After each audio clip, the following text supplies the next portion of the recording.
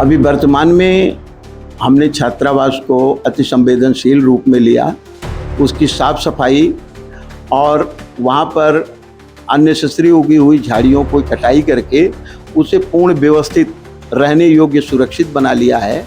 और सुरक्षा की दृष्टि से हम वहाँ पर चैनल गेट और टूटी हुई खिड़कियों पर रेलिंग लगवाने के लिए रेलिंग वगैरह तैयार करा लिए हैं। अतिशीघ्र उसे व्यवस्थित करके हमारा प्रयास है कि इस सत्र में हम छात्राओं से छात्रावास में रहने के लिए आवेदन पत्र मांगेंगे और छात्राओं के आवेदन पत्र आने के पश्चात हम वहाँ पर सारी सुविधाएं उपलब्ध कराते हुए छात्राओं को छात्रावास आमंत्रित करेंगे। पूर्व में रहा होगा, लेकिन वर्तमान में हमारे स्काउट गाइड के ऑफिस वहाँ पर हमने इस्टेब्लिश कर दिए हैं और हमारे स्काउट प्रभारी और स्काउट के जो भी स्टूडेंट्स हैं रेगुलर वहाँ पर रहते हैं। एक भी ऐसी एक्टिविटीज़ वहाँ पर नहीं हो रही है कि कोई गलत गतिविधि का संचालन छात्रावास में कर सके। ये असंभव और नामुमकिन है वर्तमान समय में। वो हमारे पूर्णतः निरीक्षण और देखरेख में है।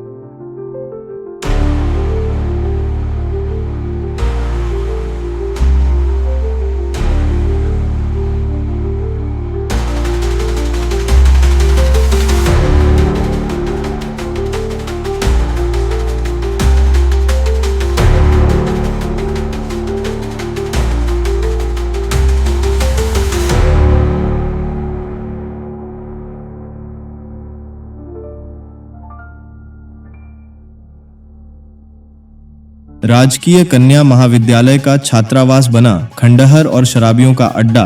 2015 में हुआ था उद्घाटन, अब बदहाली की मिसाल।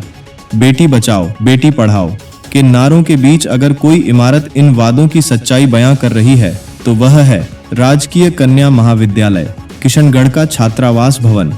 2015 में जिस हॉस्टल का उद्घाटन धूमधाम से हुआ था वह आज जर्जर हालत में खड़ा है। न उसमें छात्राएं हैं, न सुरक्षा और न ही शिक्षा का कोई नामो निशान। अब यह भवन नशेदियों और असामाजिक तत्वों का अड्डा बन चुका है। जहां कभी छात्राओं की चहल पहल हुआ करती थी, आज वहां टूटी खिड़कियां, झाड़ियां, गंदगी और शराब की खाली बोतलें पड़ी मिलती हैं। छात्रावास की दीवारें सीलन से भरी हुई हैं और गेट पर ताला तो है लेकिन सुरक्षा नदारद। स्थानीय लोगों का कहना है कि रात होते ही यह भवन नशेदियों, जुआरियों और असामाजिक तत्वों का अड्डा बन जाता है। सर 2015 में गर्ल्स हॉस्टल का उद्घाटन तो हो गया था, लेकिन गर्ल्स हॉस्टल अब वो शराबियों का अड्डा बन चुका है। कॉलेज प्रशासन उस पर कोई ध्यान नहीं दे रहा है, ना उसका कोई मेंटेनेंस है, ना उसकी कोई देख रेख है और न ही किसी भी प्रकार से छात्राओं को वहाँ रहने के लिए कोई सुविधा उपलब्ध है। बल्कि वहाँ पे छात्राओं को लिए हॉस्टल बंद ही है। वो 2015 में आज 10 साल हो गए उसको बंद होते हुए। उसके बावजूद भी कॉलेज प्रशासन ना तो उसको सुचारू रूप से वापस शुरू कर रहा है, ना उसकी देख रेख पे कोई ध्यान दे रहा है।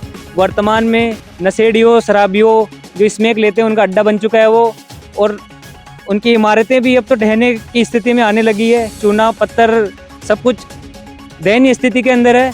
तो मेरी यही मांग है कॉलेज प्रशासन से भी और यहाँ की स्थानीय प्रतिनिधि है उनसे भी यही मांग है मेरी, और सरकार से भी मेरी यही मांग है कि गर्ल्स हॉस्टल को सुचारू रूप से वापस चालू करवाए। क्योंकि यहाँ किशनगढ़ के अंदर आसपास के गाँवों के, दूर दराज गाँवों के, कस्बों से, देहात से लड़कियाँ, मेरी बहनें पढ़ने आती है, तो उनके रहने के लिए यहाँ पे कमरों की किराया भी बहुत ज़्यादा है और फिर यहाँ पे चोरियाँ भी ज़्यादा होती है किशनगढ़ में, और लड़कियों के लिए असुरक्षा भी है।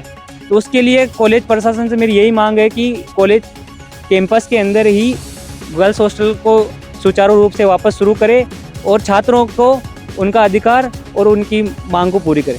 इस हॉस्टल की स्थापना 2015 के अंदर हो गई थी, वह उद्घाटन भी हो गया था। उसके बाद में यहाँ के जनप्रतिनिधियों ने उस पर ध्यान नहीं दिया, जिस कारण वह सीमित सीटों के कारण भी इसके मुद्दा नहीं बनाया गया था। वह ज़्यादातर जो बीच के अंदर छात्र संघ चुनाव बंद भी हो गए थे, इस कारण यहाँ पे छात्र प्रतिनिधि भी नहीं रहे। इस कारण ये मुद्दा बहुत ही डाउन रह गया।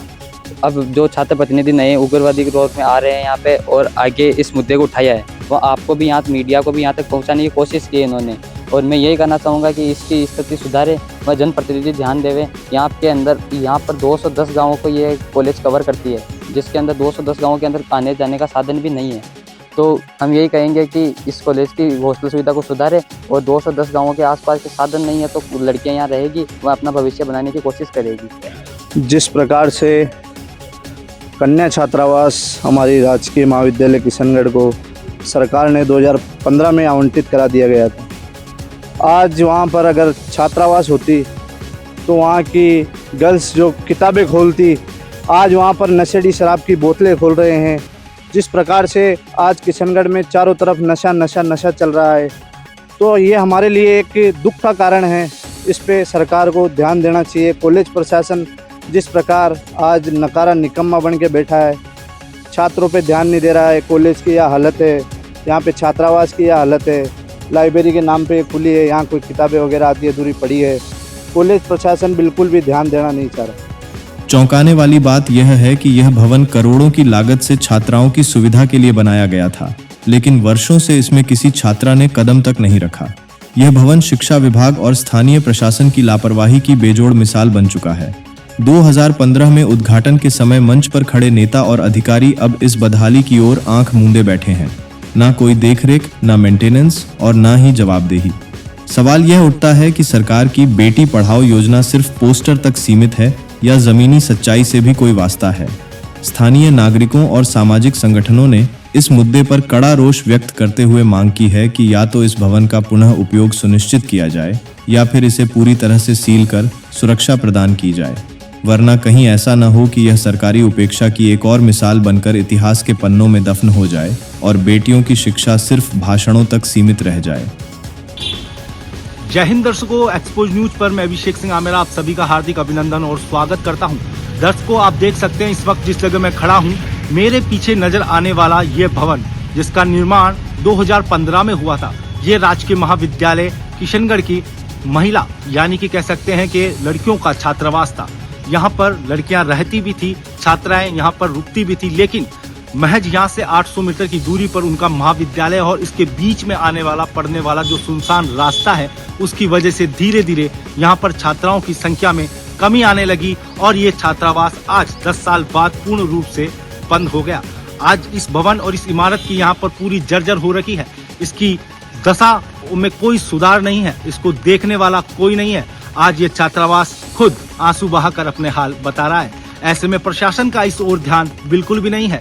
प्रशासन यदि इसकी मरम्मत कराकर इस छात्रावास को एक नया जीवन दे दे तो मैं आपको बता दूं कि फिर से कहीं न कहीं जो दूर दराज ग्रामीण तबके की क्षेत्र से आने वाली छात्राएं जो कि किशनगढ़ में महंगा रेंट देकर रह रही है, उनके लिए एक आर्थिक रूप से सहायता और राहत मिलेगी। आपको बता दूं किशनगढ़ राजकीय महाविद्यालय में इस वक्त इस समय 2000 छात्राएं जो पढ़ती है और 5000 छात्र छात्राएं पंजीकृत है, जिसमें से 2000 छात्राएं।